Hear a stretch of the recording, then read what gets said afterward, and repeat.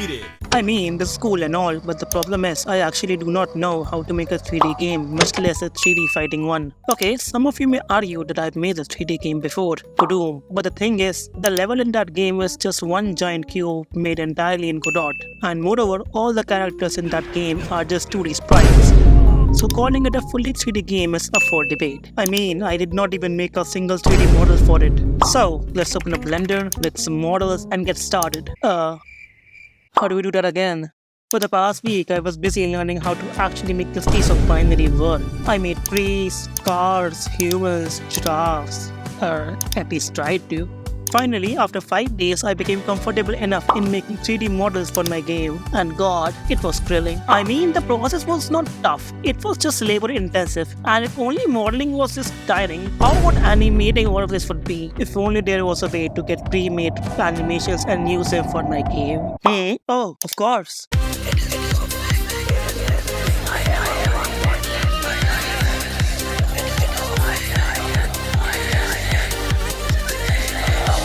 Okay, so now I have this here, but how do I take this there? Shit!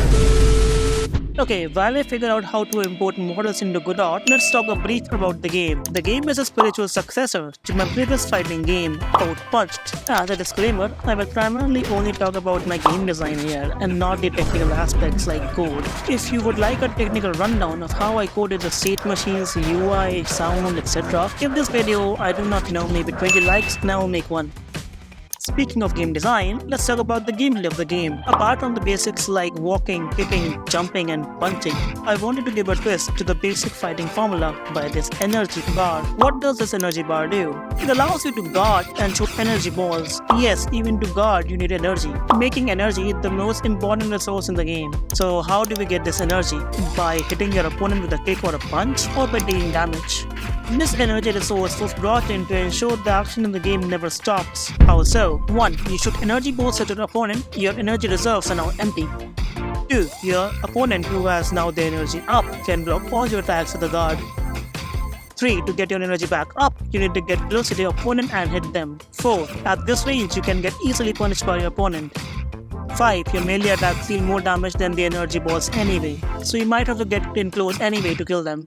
As you can see, the game revolves around managing you and your opponent's energy meter. What if you're hit with an attack but without any energy to guard against it? Jump! You can jump out of all attacks, you just have to manage the timings right. Else... One more thing about jump is that it's a very good way to cover distance, as you move twice as fast on the air as compared to the ground.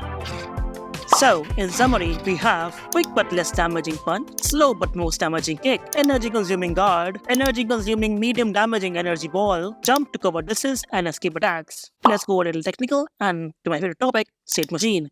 You would be initially in the idle state. From here, you can go to walking state by walking, and from both of these states, you can go to the jump state and fall back down from there. From here, pressing or holding the relevant action keys, you can go to the corresponding action states. Taking any hit from any of these states will bring you to the pain state. Take enough damage and you go to the death state, finally ending the game.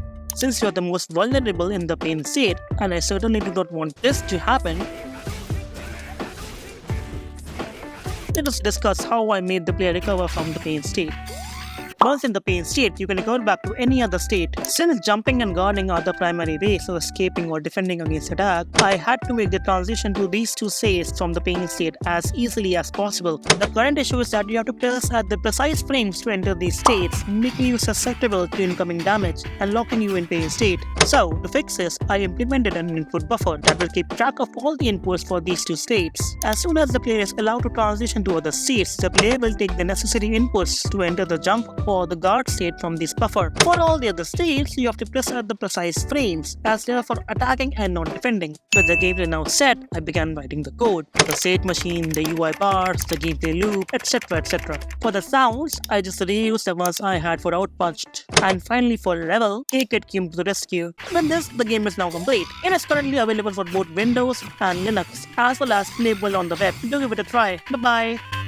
Mission completed.